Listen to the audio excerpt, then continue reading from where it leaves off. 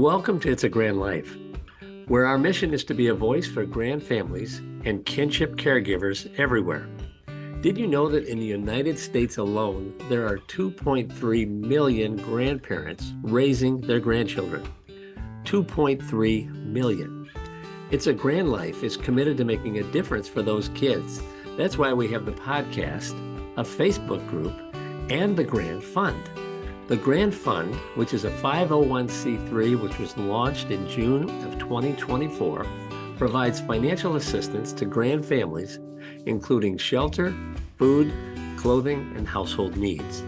Grand families are in every neighborhood, in every city, every tribe and territory nationwide. If this is you or someone you love, we're here for you. And we welcome you to join us on this mission. Our goal is to offer hope and resources to help you. Please subscribe to our YouTube channel and follow us wherever you get your podcasts and leave a review. You can also join our Facebook group. Just search for it under It's a Grand Life. And your reviews, comments, and sharing of our podcasts help us reach others that need assistance. Welcome to another episode of It's a Grand Life. Hello, my name is Craig Nash. I would like to welcome you to another It's a Grand Life. And we have a dear friend with us today, all the way from Huntsville, Alabama, Keith Lowhorne. He and I are fellow Grand Voices. It's part of the Generations United advocacy network throughout these United States. And Keith has got an amazing operation in Huntsville where it's called Grandparents as Parents, or GAP. And Keith, welcome again. Welcome back to It's a Grand Life. It's always a pleasure to be with you, Craig. And our relationship goes back, a little while, and now we're good friends. We are, and it's it's just amazing what is happening with your GAP organization. Every time we talk, it's like you're adding another wing to the palace or something. You've got, and you have, it just continues to grow from. If I'm not mistaken, when we first talked, you were handing out food and clothes and other things in front of your house, and Yep. for folks that would come by. And how are things with the operation now, Keith? Oh, that's still going well. The food and school supplies and clothes are still being distributed. We've reached 130 tons of food that we've passed out in the last 4 years. And in fact, last night and today is a food distribution, and there's people probably waiting in about an hour or so that will come and start getting food for them.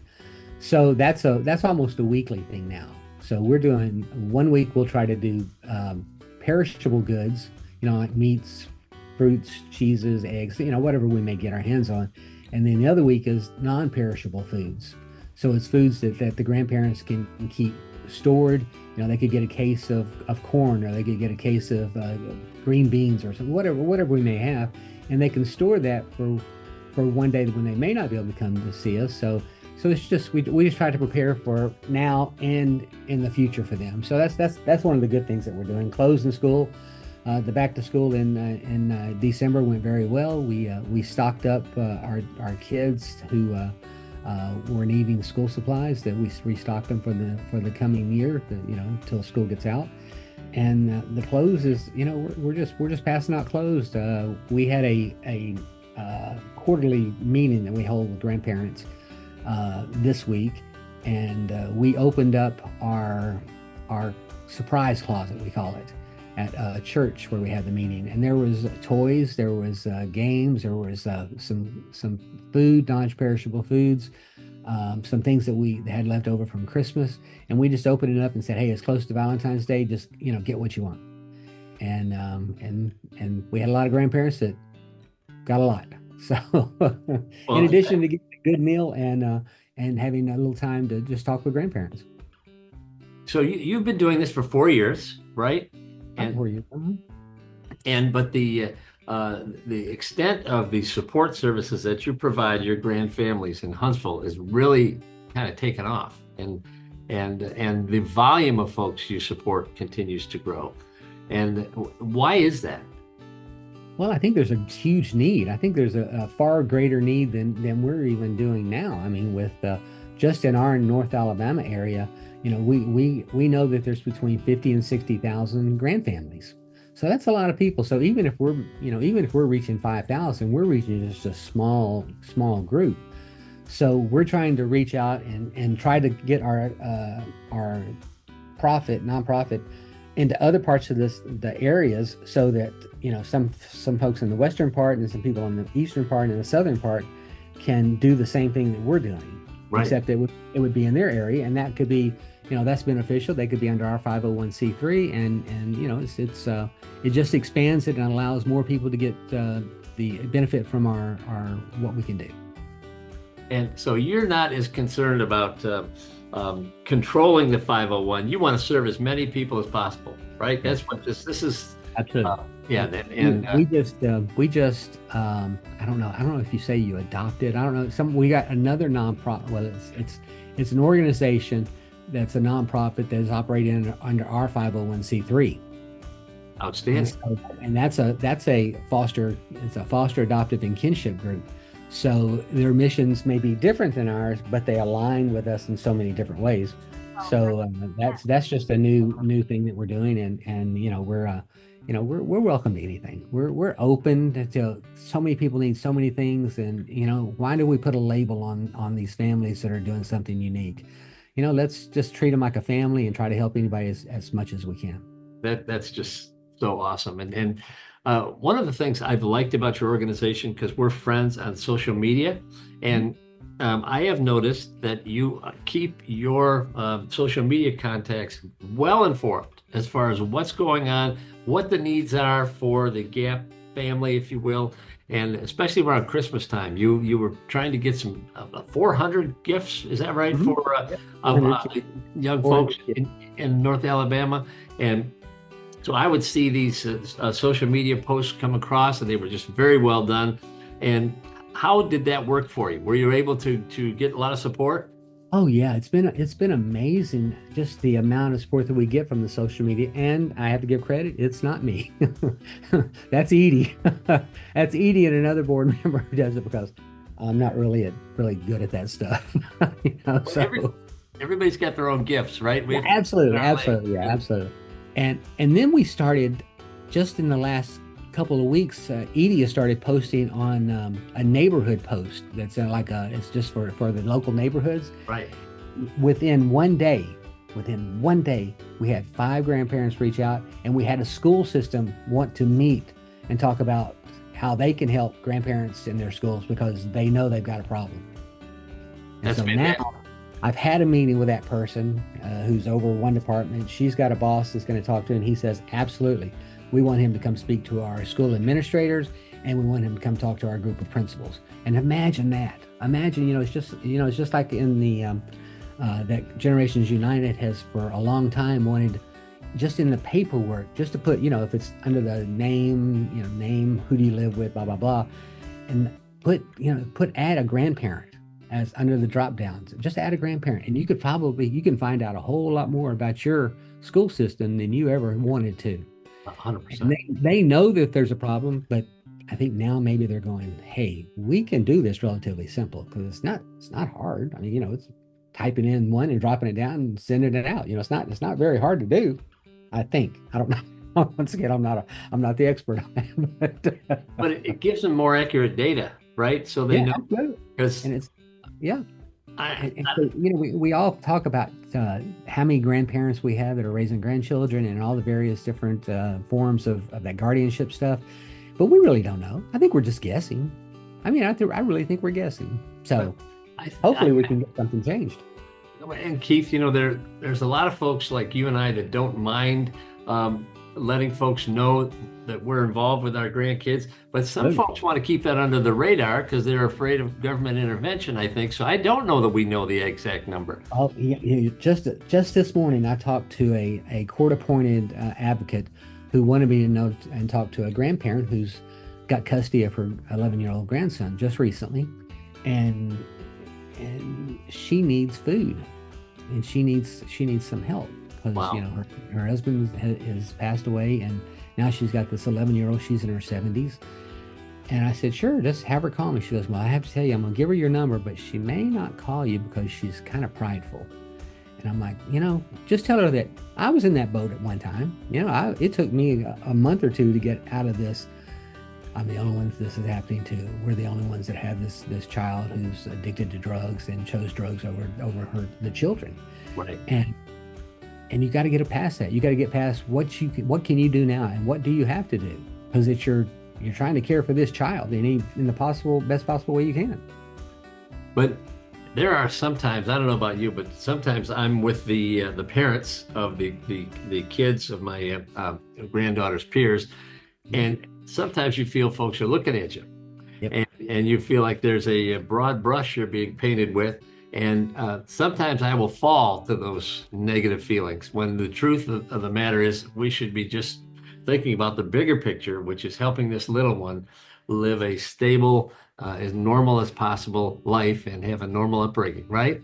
Absolutely. Harper takes dance. She's got three classes a week, and I've gone. Edie goes most of the time, but I've taken Harper a couple of times. And when she comes out and she yells, "Daddy, Dad," and all these people are looking at me, and I'm not really sure if I'm supposed to be prideful that I'm a father of an 8-year-old, or if I'm supposed. I don't know which way it goes. So I just, it's just she's my daughter. She's our daughter. It's Exactly. cool. It's cool. It's not, and it's fun. Everybody knows now what we're doing. They've asked questions. We even found another grandparent that was actually raising her grandchild who comes to one of the classes. So it's just, it's a big world, and there's a small world of grandparents who are raising their grandchildren. That I could not agree with you more. It's a fraternity that we didn't ask to join, but everybody's welcome, right? And we really didn't want to be a part of this because we had other plans, but we gladly accepted that responsibilities. Now it's our duty to be the best parents or guardians or custodians of these kids that we possibly can. We're raising them as our own. 100%. Now, one of the reasons why I wanted to chat with you today, my friend Keith Lowhorne, is that with all this increase in support of families in in northern Alabama, especially around Christmas, we realized here at It's a Grand Life, we just became a 501c3 in August, and we had resources that we wanted to deploy. And we're kept hearing about this wonderful program. I love the idea of the radio station coming alongside you and then promoting the gifts for the kids. That we reached out and we became partners in around Christmas time. And It's a Grand Life was able to support a number of the kids. And then you even had an emergency situation between Christmas and New Year's, in which you have an excellent organization, and folks say, hey, I just found out. I think we had one grandma who found out she had 3 kids that she was picking up, and all different kinds of situations. It's it's especially at around Christmas time. It's such a sad. It's supposed to be a happy time, but then you hear these stories of what has happened to the grandparents suddenly getting kids that they knew at some point they probably would, or in some cases they didn't even know they had grandchildren. So it's a sad situation. Yeah, so, let me tell you, when I got that call from you, Craig, it was like, wow, is this real? I mean, and then you just have to sit back and go, thank you, God. I mean, it's a God moment. It's a God moment. And it was so needed for the families. And then when you called that second time, and I remember I was driving and you said, let's talk about this. And I pulled over. And you just told me what you were going to do, and after we talked, I sat there probably for 30 minutes and just cried. Oh. I mean, it was like God, in 2 weeks' time or 3 weeks' time, whatever it was just like, wow, God is moving, not only in Alabama but across this country and helping our grandparents. And man, it started with you, and what a blessing. Well, I just I don't think that I have the gifts that you and Edie have to actually help, with the food distribution and the clothing. But if we could raise money and we could partner with these grand voices all over the country, that would be such a blessing. There's nothing like sending those checks to you. It's like, this is what I remember this Bible verse, pure religion is this in James 1:27, to look after orphans and widows in their distress. and keep oneself unspotted from the world. And when you've got orphans and widows or grand families in distress, we get that. We know what that's like, and so it was just such a blessing on our end to be a part of that.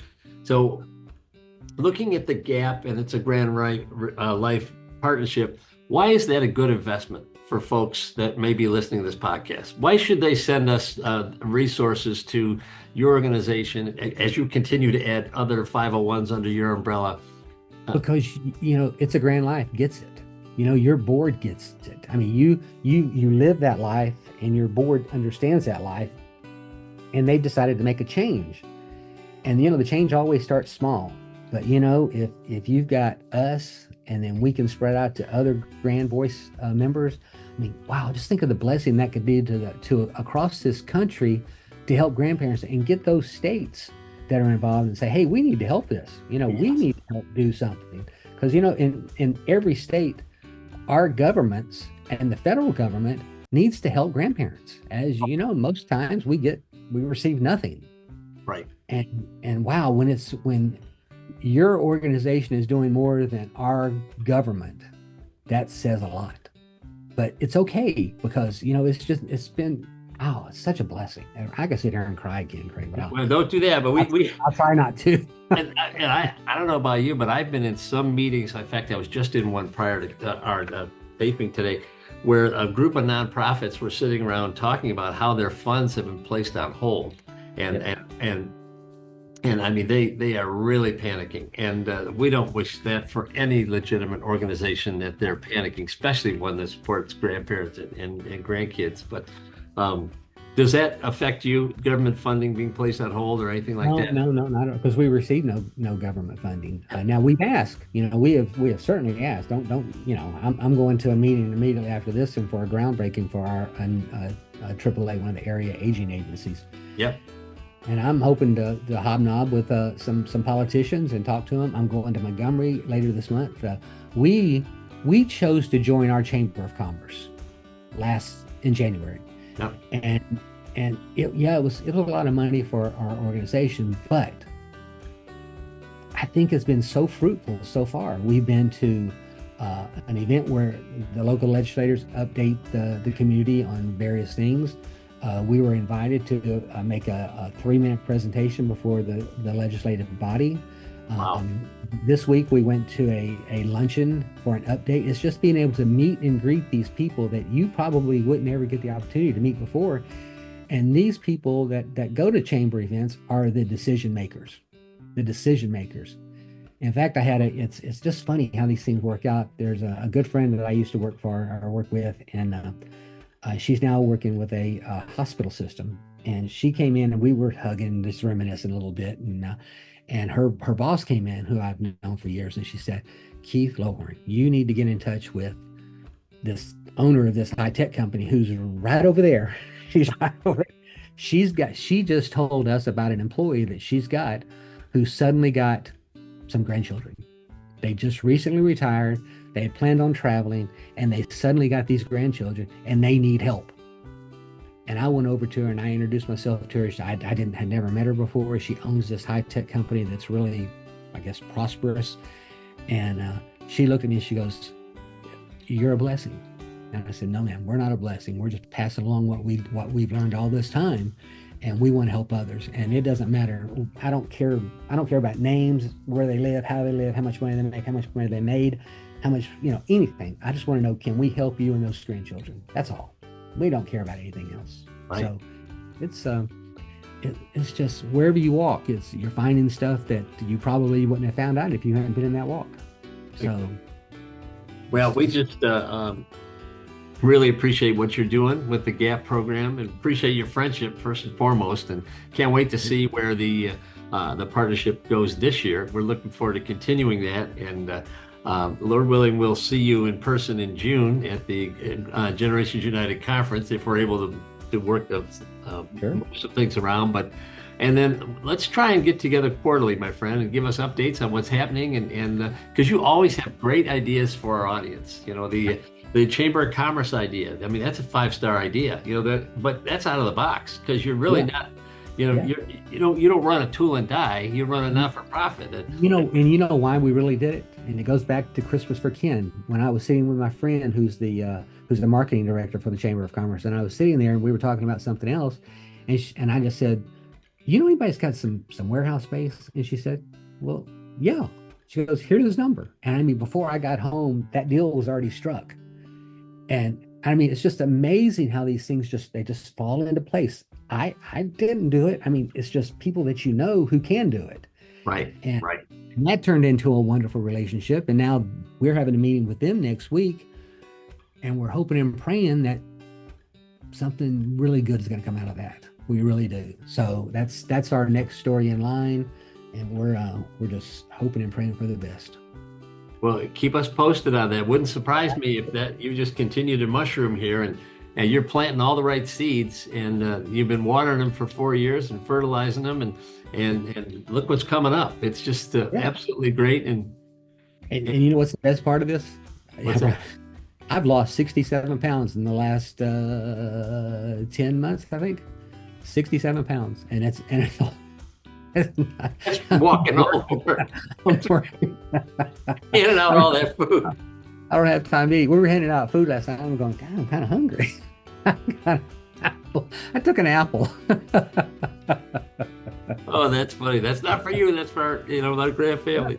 But that's really great, my friend. And just really appreciate you. Thank you for giving us an update. And I look forward to staying on top of what's happening with GAP, and absolutely love the work you're doing with grand families. And I hope that our audience can just appreciate that this could happen where you are. There are organizations that are making a difference all over the country.